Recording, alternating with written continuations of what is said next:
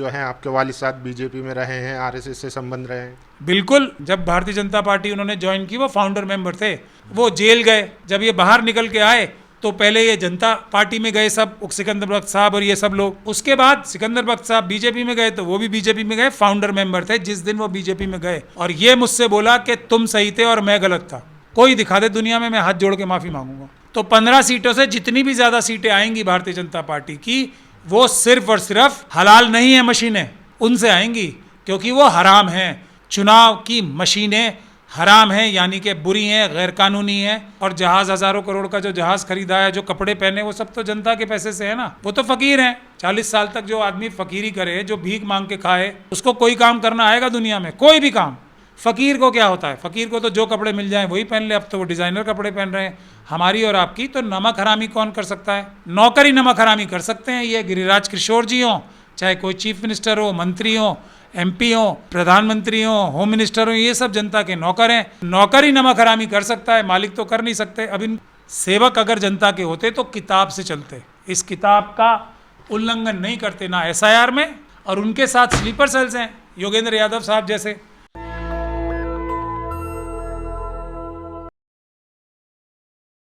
बिहार में चुनाव है और देश भर में लगातार सांप्रदायिक खबरें आ रही है। अब यूपी के मुख्यमंत्री योगी आदित्यनाथ ने एक बयान दिया है जिसमें उन्होंने नया शगुफा छोड़ दिया है। शगुफा है हलाला सर्टिफिकेट का, जिसमें दावा किया गया है कि 25,000 करोड़ हलाल सर्टिफिकेट से जमा होता था और वो जो है देश विरोधी, सनातन विरोधी गतिविधियों में लगाया जाता था, यानी कि रिलीजियस कन्वर्जन हो या इसके अलावा ऐसी तमाम गतिविधियां थी, लव जिहाद हो, ऐसे उन्होंने दावा किया। उसी के साथ बिहार में लगातार सांप्रदायिक भाषण दिए जा रहे हैं और चुनाव आयोग खामोश है, ना कोई संज्ञान है।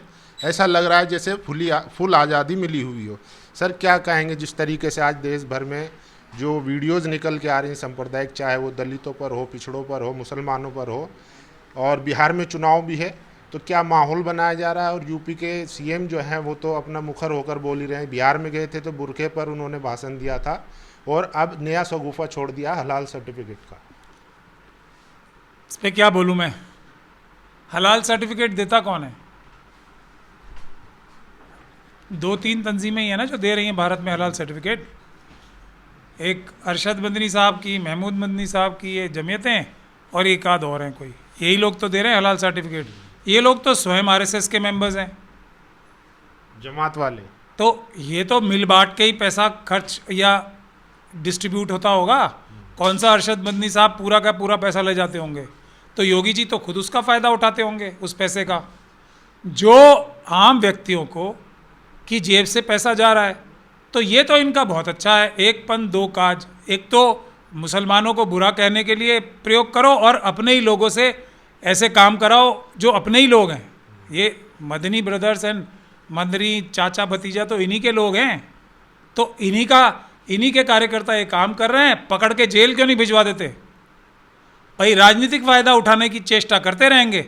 अगर ये गैरकानूनी काम है, और मैं कह रहा हूँ गैरकानूनी काम है जिस प्रकार से ये कर रहे हैं, क्योंकि ये अपराध है, क्योंकि वो कोई इन्वेस्टिगेशन थोड़ी करते हैं सर्टिफिकेट देने से पहले। गैर कानूनी है, पूरी तरीके से अपराध है, और ईडी का मुकदमा दर्ज होना चाहिए। योगी जी की तो बड़ी चलती है ना, तो उन्होंने तो अपने एसटीएफ भी है, ऐसा एफआईआर दर्ज करके आतंकवाद की घटना का और ईडी का जेल में भेजे ना चाचा भतीजे को दोनों, तब तो मैं मानूंगा, वरना मिली भगत है ये, इसमें नहीं आना चाहिए। एक तो ये काम करवाएं और उसका फिर चुनाव में फ़ायदा उठवाएं, पैसे भी कमाएं और चुनाव में भी फ़ायदा उठाएं। इतने बेवकूफ़ नहीं रह गए हैं देश की जनता। और असली मुद्दा फिर वही है। असली मुद्दा क्या है? चुनाव तो जीतना किससे है? वोट चुराने वाली मशीनों से। बाकी कोई इनके पास मुद्दा नहीं है। जनता इनसे नफरत करती है।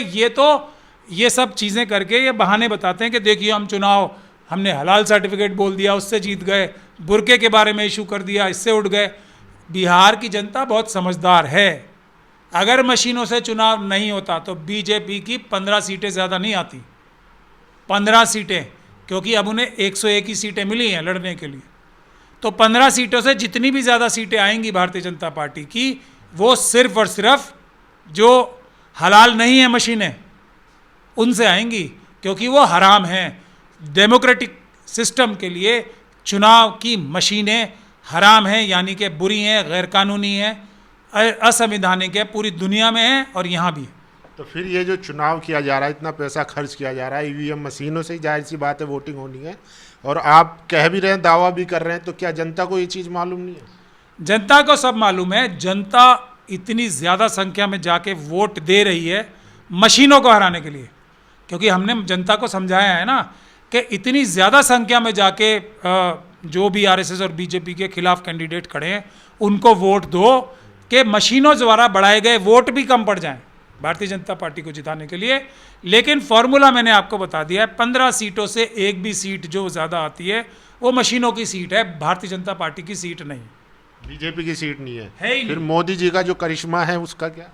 अब करिश्मा तो जो लहर है, चल रही है मोदी जी की, तो मोदी जी ने तो सूर्य का गठन किया है। सूर्य जो है ना हमारे देश में, वो मोदी जी ने बनाया है ताकि देश को रोशनी और ऊर्जा मिलती रहे। ये पता है आपको या नहीं पता है? ये हमें नहीं पता। यही सच्चाई है, मैं आपको आज बता रहा हूँ। इसके अलावा तो जो भी किया है मोदी जी ने ही किया ना। जब सूर्य उन्होंने बनाया है तो बाकी किसी चीज़ के बारे में तो बात करना ही व्यर्थ है। और अगर सूर्य उन्होंने नहीं बनाया तो उन्होंने कोई भी अच्छा काम दुनिया में किया ही नहीं है भारत देश के लिए। तो फिर इस हिसाब से जो चुनाव आयोग इलेक्शन करवा रहा है ये भी फालतू में? बिल्कुल, ये तो चुनाव आयोग तो उनके कार्यकर्ता हैं। जिस तरीके से मदनी एंड पार्टी उनका कार्यकर्ता है, उसी प्रकार से ज्ञानेश कुमार जी भी उनके कार्यकर्ता हैं और उनके सारे भ्रष्ट अधिकारी भी उनके कार्यकर्ता हैं। अब बताओ अब मुझे क्या होगा? अब ये हमारी विपक्ष की पार्टी जब तक अपने स्लीपर सेल्स के चुंगल से नहीं निकलेंगी, चुनाव आ रहा है अभी नज़र आ जाएगा। अब जनता के ऊपर है, पूरी ताकत जनता को लगानी है, किसी के ऊपर कोई भरोसा मत करें। ज़्यादा से ज़्यादा संख्या में जाएं और ज़्यादा से ज़्यादा संख्या में पहली चीज़ आपने ये देखनी है कि भाजपा को वोट नहीं देने और एनडीए के किसी भी कैंडिडेट को वोट नहीं देने, और ये जो एक जन सुराज पार्टी है उसको वोट नहीं देने, ओवैसी साहब की पार्टी को एक भी वोट नहीं देना है। जो भी डायरेक्टली या इनडायरेक्टली, परोक्ष या प्रत्यक्ष रूप से आरएसएस और बीजेपी का समर्थक है, जिसको हम बताते रहते हैं वक्त वक्त पे, एक भी वोट नहीं देना है। जितना जनता हमारी बात सुन लेगी उतनी ज़्यादा मजबूती होगी, वरना विपक्ष की पार्टियों ने तो कोई ऐसा काम किया नहीं है कि मशीनों से चुनाव रुकवाए। इसीलिए गिरिराज कह रहे हैं कि हमें नमक हरामों का वोट नहीं चाहिए। अब इसमें क्या बोलूँ मैं, उनकी वो तो आरएसएस के लोग हैं, उनको सच बोलने की क्षमता होती नहीं है, ना वो इस क्षमता को ग्रहण कर सकते। कितनी भी कोशिश कर लें आरएसएस के लोग, सच बोलने की क्षमता उनकी रीच से, उनकी पकड़ से बहुत दूर रहती है। तो अब उनकी बात का जवाब क्या देना है? हालांकि इतनी समझ तो वो कह रहे हैं कि शुक्रगुजार नहीं है, ना शुक्र है मुसलमान। मोदी जी की सरकार में सारी स्कीमों का लाभ भी लेता है, राशन भी लेता है और तमाम तरीके की सुविधाएं ले रहा है, लेकिन उसके बावजूद भी वोट नहीं देता। देश की जनता, देश के वोटर्स देश के मालिक होते हैं, देश का सारा पैसा उनका पैसा है। ये बुनियादी कॉन्सेप्ट है। आरएसएस और बीजेपी के लोगों को कहाँ से पता होगा? उनको ये सब चीज़ें ज्ञान की, विज्ञान की, संविधान की कहाँ से पता होंगी? मनुस्मृति में तो ये लिखा नहीं है देश के वोटर्स देश के मालिक हैं, देश की जनता देश के मालिक है। ये तो मनुस्मृति में लिखा नहीं है ना, उनको कहाँ से पता होगा? अब मोदी जी के बारे में जो बताया था, जब वो 40 साल तक खुद ही बताते हैं भीख मांग रहे थे, तो मोदी जी की जेब में तो एक भी पैसा नहीं है। जो भी है वो जनता का ही पैसा है ना, जो तनख्वाह के रूप में, और जहाज़ हज़ारों करोड़ का जो जहाज़ खरीदा है, जो कपड़े पहने, वो सब तो जनता के पैसे से है ना। वो तो फ़कीर हैं। 40 साल तक जो आदमी फ़कीरी करे, जो भीख मांग के खाए, उसको कोई काम करना आएगा दुनिया में? कोई भी काम, कुछ नहीं आएगा। वो तो अपने कपड़े भी मेरे ख्याल से कैसे वो बनवाते होंगे या पहनते होंगे, ये भी अजीब सी बात ही है। क्योंकि फ़कीर को क्या होता है? फ़कीर को तो जो कपड़े मिल जाएं वही पहन ले। अब तो वो डिज़ाइनर कपड़े पहन रहे हैं। हमारी और आपकी तो नमक हरामी कौन कर सकता है? मालिक तो कभी नमक हरामी कर ही नहीं सकता, करेक्ट? तो जनता तो मालिक है। नौकरी नमक हरामी कर सकते हैं ये गिरिराज किशोर जी हों, चाहे कोई चीफ मिनिस्टर हो, मंत्री हो, एमपी हो, प्रधानमंत्री हो, होम मिनिस्टर हो, ये सब जनता के नौकर हैं। अब नौकरी नमक हरामी कर सकता है, मालिक तो कर नहीं सकते। अब इनको इतनी सी बात नहीं पता तो इनकी बातों पे क्या ध्यान दें? लेकिन जनता ने तो 3 बार उनको चुन के दिया है ना फैसिलिटी, इसलिए तो ले रहे हैं वो। फिर आप भटक जनता गए, की रजामंदी है। फिर भटक गए। वो जनता के वोटों के नहीं हैं मंत्री, वो मशीनों के मंत्री हैं। तो आप कितना भी कह लीजिए, लेकिन जब चुनाव आयोग कहता है कि हमारे पास कोई ना प्रमाण आया, कुछ ऐसी चीज़ें आई नहीं है, शिकायतें आती हैं बस, लेकिन कोई साक्ष्य नहीं आता। जीता जागता प्रमाण तो मैं बैठा हूँ ना। सबसे बड़ा सबूत तो अब मैं ही बन चुका हूँ ना इस मशीनों की लड़ाई का, और चुनाव आयोग के और मोदी जी, अमित शाह जी, आरएसएस और बीजेपी के झूठ का। सीधी सी बात है, हरियाणा हाई कोर्ट ने ऑर्डर किया वीडियोग्राफी दे दो मशीनों की, ठीक, उसके लिए कोर्ट के आदेश का पालन नहीं किया। हाई कोर्ट का ऑर्डर सुप्रीम कोर्ट में चैलेंज नहीं किया क्योंकि पता था हार भी सकते हैं। कानून चेंज कर दिया। क्यों कानून चेंज कर दिया? कि जनता देख ना ले मशीनों में क्या होता है। तो अब मैं चोर हूँ या वो चोर हैं जो कानून बदल देते हैं ताकि अपनी चोरी छुपाने के लिए। तो ये सीधी सीधी बात है ना। इसलिए ये आर्ग्यूमेंट, ये बहस, ये सवाल किसी और के सामने तो चल सकता है, मेरे सामने नहीं चल सकता। मशीनें की वीडियोग्राफी दे दें, जैसे ही वीडियोग्राफी जनता देखेगी उनको अपने आप नज़र आ जाएगा कितनी ईमानदारी से चुनाव आयोग ने चुनाव कराएं या कितनी बेईमानी से चुनाव आयोग ने चुनाव कराएं। ना मेरी बात सही, ना किसी और की, ना राहुल गांधी जी की, ना तेजस्वी यादव साहब की, किसी की बात सही नहीं है। प्रत्यक्षम किम प्रमाणम, आंखों से जनता देख लेगी मशीनों से वोट चुराए जा रहे हैं या वोट सच्चे डलवाए जा रहे हैं। सीधी सी बात। लेकिन चुनाव आयोग तो कह रहा है कि इतना डेटा रखना संभव नहीं है, और वीडियोग्राफी अगर देखेंगे भी तो बहुत टाइम लग जाएगा। तो इतना कहाँ तक देखेंगे, कई साल लगेंगे। तो उनको क्यों परेशानी हो रही है? साल तो हमें लगेंगे, जनता को लगेंगे। उनको क्या परेशानी है? वो तो दे दें, उनके पास सुरक्षित रखे हुए। मेरे ही कोर्ट के ऑर्डर की वजह से तो उन्हें अब सब सुरक्षित रखने पड़ते हैं सारे। ये वीडियोग्राफी है, सीसीटीवी फुटेज है, देखनी मैंने और आपने है। परेशानी उनको हो रही है। क्यों? क्योंकि वो सच नहीं बोल सकते, क्योंकि वो आरएसएस के कार्यकर्ता है। तो क्या अब चुनाव आयोग का कोई मतलब नहीं रह गया है ना? मतलब आरएसएस और बीजेपी को चुनाव जिताने का एक जरिया है वो, और जनता वोट ना दे तब भी मशीनों के द्वारा आरएसएस और बीजेपी को चुनाव जिताने का जरिया है। यही मतलब है उनका। उनकी एग्जिस्टेंस अब सिर्फ इसलिए रह गई और किसी वजह से नहीं। तो वो तो जनता के सेवक बताते हैं अपने आप को। बताते हैं लेकिन है नहीं। सेवक अगर जनता के होते तो किताब से चलते। इस किताब का उल्लंघन नहीं करते ना एसआईआर में, और उनके साथ स्लीपर सेल्स हैं योगेंद्र यादव साहब जैसे, जो कहते हैं कि हम चुनाव ये केस जीत गए। ही बोला था ना आके उन्होंने, जब आधार कार्ड का ऑर्डर आया था कि इसको इंक्लूड कर लो एसआईआर में, बाहर आके हमारी जीत हो गई। और अब हम तो तब भी कह रहे थे कि ये कोई जीत नहीं है, ये झूठ बोल रहे हैं योगेंद्र यादव जी, और आज भी कह रहे हैं। आज खुद योगेंद्र यादव जी अपने आप को झूठा ठहरा रहे हैं कि इन्होंने तो इतने लाखों वोट चुरा लिए इसमें से। ये तो मैं पहले दिन से बोल रहा था कि सुप्रीम कोर्ट से कुछ नहीं होगा। तो सुप्रीम कोर्ट क्यों गए थे? आंदोलन खत्म करने के लिए सुप्रीम कोर्ट गए थे, आंदोलन खत्म किया। उसके बाद स्वयं आके योगेंद्र यादव जी बता रहे हैं कि हमारे साथ तो बड़ा धोखा हो गया, चुनाव आयोग ने तो इतने सारे लाखों वोट काट लिए, इतने सारे नकली वोट बना दिए। ये तो हम पहले ही कह रहे थे कि एसआईआर की प्रक्रिया इलीगल है, इसमें कोई भी चीज़ लीगल है ही नहीं। तब हमारी बात नहीं सुनी क्योंकि आरएसएस के इशारे पे काम करते हैं वो भी। अब ये बात हम बोलते हैं तो सब कुछ लोगों को बुरी भी लगती है, लेकिन हम अपना सच बोलने का काम तो नहीं छोड़ सकते। हम तो सच बोलेंगे। अब उसमें चाहे कोई अपना हो या पराया हो, सच के सामने जो भी आएगा उसको आईना दिखाना हमारा फ़र्ज़ है। सर आप तो, आपके हिसाब से तो सारे जो है स्लीपर सेल से या आरएसएस से जुड़े हुए, मदनी हो या ओवैसी हो या योगेंद्र यादव हो, तो फिर बचा कौन? सब तो जुड़े हुए हैं। जनता बची ना। नेतृत्व बदलना है, टॉप लीडरशिप सबकी खराब है, यही तो शुरू से कह रहे हैं हम। अच्छा, इनके फॉर्मूले देखिए। हर एक मदनी जी या जो भी हैं, ये हमारी बड़ी बड़ी तंजीमें, पर्सनल लॉ बोर्ड वगैरह, कोई भी बात होती है बड़ा, भाग के सीधा सुप्रीम कोर्ट जाते हैं कि नहीं जाते हैं? योगेंद्र यादव जी भी गए नहीं गए? अब वो आरएसएस के एजेंट है, ये नहीं। सर सर्वोच्च अदालत तो वही है ना, वहीं जाएंगे। सर्वोच्च में सबसे पहले जाते हैं क्या सबसे आखिर में जाते हैं, नीचे से ऊपर जाके? हम भी तो पहले हाई कोर्ट जाते हैं, हाई कोर्ट से केस जीतते हैं। सुप्रीम कोर्ट जाने की हिम्मत ही नहीं होती सरकार को या चुनाव आयोग को। मामले तो की ये मैं आपको फॉर्मूले बता रहा हूँ, ये सबसे बड़ा सबूत है। और मैं क्या बोलता हूँ, मैं जो सारे केसेस जीत रहा हूँ, ये वाले तो कम से कम जीतता ही हूँ ना मैं सारे केसेस, अब तक की हिस्ट्री तो यही है। और मैं कोई इतना बड़ा वकील भी नहीं हूँ, मैं तो एक छोटा सा वकील हूँ।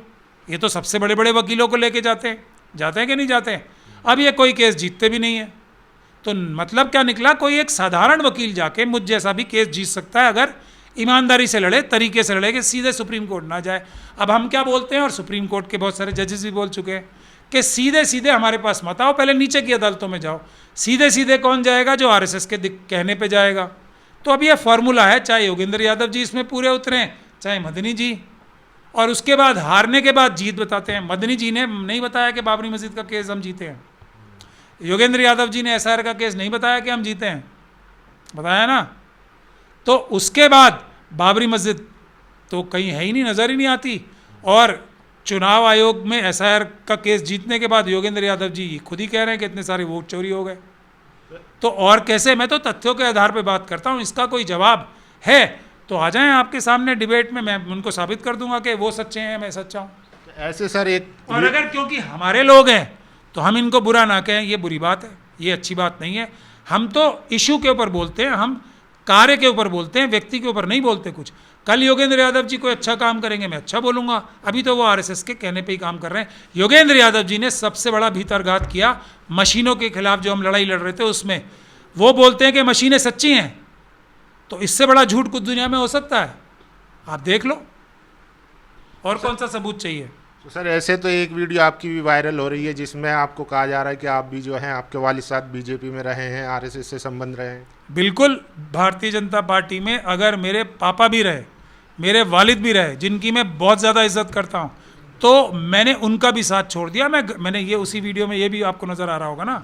तो मुझसे पक्का आरएसएस का विरोध करने वाला कोई दुनिया में हो सकता है जो अपने पिताजी के साथ नहीं रहा, जो अपने पिताजी से अलग हो गया क्योंकि वो आरएसएस के अंदर गए थे। और मैं उनकी कोई सफाई नहीं देना चाहता हूँ। 2002 में उन्होंने आरएसएस और बीजेपी, आरएसएस तो खैर कभी गई नहीं, बीजेपी छोड़ी, और ये मुझसे बोला कि तुम सही थे और मैं गलत था। और मैं तो जब मैं छोटा सा था ना, जब भारतीय जनता पार्टी उन्होंने ज्वाइन की, वो फाउंडर मेंबर थे, सिकंदर बख्त साहब के साथ थे। वो इमरजेंसी में जेल रहे, इमरजेंसी में जेल रहने के बाद, वरना वो सिकंदर बख्त साहब के साथ ओल्ड कांग्रेस में थे, उससे पहले कांग्रेस में थे। मेरे दादा, जो दादा जान थे, वो भी कांग्रेस में थे और बड़े नेता थे, जमीयत के भी और कांग्रेस के भी। ठीक, उसके बाद इमरजेंसी में जब यह जामा मस्जिद के चारों तरफ जो तोड़ फोड़ हुई इमरजेंसी के दौरान, तुर्कमान गेट पे बुलडोज़र चले, उसमें मेरे पिताजी जो थे, लीडर थे, वो जेल गए। अब जेल में जब ये बाहर निकल के आए तो पहले ये जनता पार्टी में गए सब, सिकंदर बख्त साहब और ये सब लोग। उसके बाद सिकंदर बख्त साहब बीजेपी में गए तो वो भी बीजेपी में गए, फाउंडर मेंबर थे। जिस दिन वो बीजेपी में गए, मैंने उस छोटी सी उम्र में अपना घर छोड़ा था। बताओ, मुझसे बड़ा पक्का आदमी कोई होगा आरएसएस और बीजेपी के खिलाफ? और जब तक वो बीजेपी में रहे, मेरी कोई एक फ़ोटो दिखा दो आप, घर की सिस्टर्स की शादी के अलावा मेरी 2003 या 4 से पहले पिताजी की एक फ़ोटो मेरे साथ कोई दिखा दे दुनिया में, मैं हाथ जोड़ के माफ़ी मांगूंगा। तो पिताजी की बात बता रहा हूँ मैं, ये अपने, और जो अपने पिताजी के सामने खड़ा हो सकता है आरएसएस और बीजेपी की मुखालफत में, वो क्या महमूद मदनी को, ये योगेंद्र यादव को, अरशद मदनी को कुछ समझेगा? बताओ आप। इसीलिए मैं वहाँ पे भी पिताजी के कार्यों के खिलाफ था, पिताजी से लड़ाई थोड़ी थी मेरी। उसके बाद जब उन्होंने बीजेपी छोड़ दी, फिर मेरे साथ ही रहे वो। बताओ। तो फिर और उन्होंने गलती मानी अपनी, और एक दिन ये सभी गलती मानेंगे अपनी, जो गए हुए हैं ना अभी वहाँ पे, सभी ये गलती मानेंगे और बोलेंगे कि महमूद सही था और हम गलत थे। जो आज आरएसएस के साथ डायरेक्टली या इनडायरेक्टली कोई भी रिश्ता रखते हैं, तो मेरे पिताजी से ज़्यादा समझदार नहीं है ये सब लोग। जब उन्होंने मुझसे अपनी गलती मानी तो ये भी मानेंगे एक दिन। तो अब क्या सर, आप कह रहे हैं कि सुप्रीम कोर्ट जाके केस को कमजोर कर देते हैं, तो अब तो चले गए, तो फिर अब तो आपके पास मौका है ना आंदोलन का। अब आंदोलन, हम तो आंदोलन करेंगे ही ना। हमने तो सीधा सीधा कह रखा है, सुप्रीम कोर्ट किसी भी बड़े मुद्दे पे जाने का मतलब ये है कि वो केस हारना चाहते हो।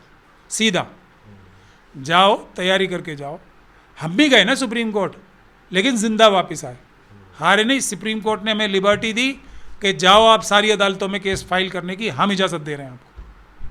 तो ये है बुनियादी बात।